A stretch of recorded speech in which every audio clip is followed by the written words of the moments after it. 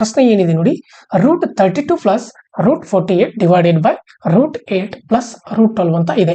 ಈ ತರನಾದಂತ ಪ್ರಶ್ನೆಗಳನ್ನ ಕೇಂದ್ರ ಸರ್ಕಾರದ ಪರೀಕ್ಷೆಗಳಲ್ಲಿ ಅಂದ್ರೆ SSC, RRB ಮತ್ತು ಬ್ಯಾಂಕಿಂಗ್ಸ್ಗಳಲ್ಲಿ ಕೇಳ್ತಾರೆ. ಈ ತರ ಕೊಟ್ಟಾಗ ನಾವು ಯಾವ ರೀತಿ ಬಿಡಿಸ್ಬೇಕಂತ ನೋಡೋಣ. ಇಲ್ಲಿ ಈ ಸ್ಕ್ವೇರ್ ರೂಟ್ 32 ಅಂತ ಕೊಟ್ಟಾಗ ಈ ತರ ಇರುವಂತಹ ಸಂಖ್ಯೆಗಳನ್ನ ಸ್ಕ್ವೇರ್ ನಂಬರ್ಗಳನ್ನ ನಾವೇನ್ ಮಾಡ್ತೀವಿ, ಮಲ್ಟಿಪಲ್ ಸಂಖ್ಯೆಗಳಲ್ಲಿ ಬರೆದುಕೊಳ್ತೀವಿ.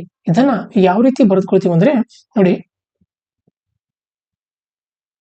16 ಇಂಟು 2 16 ಇಂಟು 2 ಮತ್ತೆ ಪ್ಲಸ್ ಇದೆ.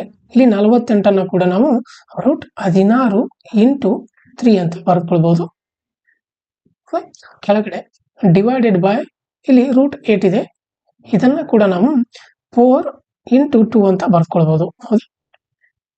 ಪ್ಲಸ್ ಇದೆ, ಪ್ಲಸ್ 12 ಕೂಡ ನಾವು ಯಾವ ರೀತಿ ಬರೆದುಕೊಳ್ಬೇಕಂದ್ರೆ 4 ಇಂಟು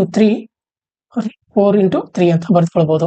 ಹೌದಾ, ಇದರ ವ್ಯಾಲ್ಯೂ ಏನಾಗ್ತದೆ ಅಂದ್ರೆ ಈಗ 16 ಇಂಟು 2 ಇದೆಯಲ್ವಾ, ಇದರ ವ್ಯಾಲ್ಯೂ ಏನಾಗ್ತದೆ 4 ಸ್ಕ್ವೇರ್ ರೂಟ್ 2 ಪ್ಲಸ್ ಇಲ್ಲಿ ಕೂಡ 16 ಇಂಟು 3 ಇದೆ, ಇಲ್ಲಿ ಕೂಡ 4 ಸ್ಕ್ವೇರ್ ರೂಟ್ 3 ಆಗ್ತದೆ.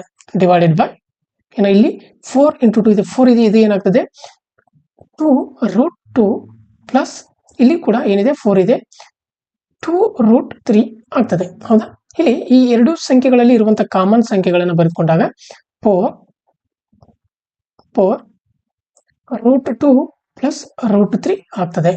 ಡಿವೈಡೆಡ್ ಬೈ ಕೆಳಗಡೆ ಕೂಡ ಈ ಕಾಮನ್ ಇರುವಂತಹ ಸಂಖ್ಯೆ ಯಾವುದು 2 ಇದೆ, ಸೊ 2√2 ಪ್ಲಸ್ √3 ಆಗ್ತದೆ.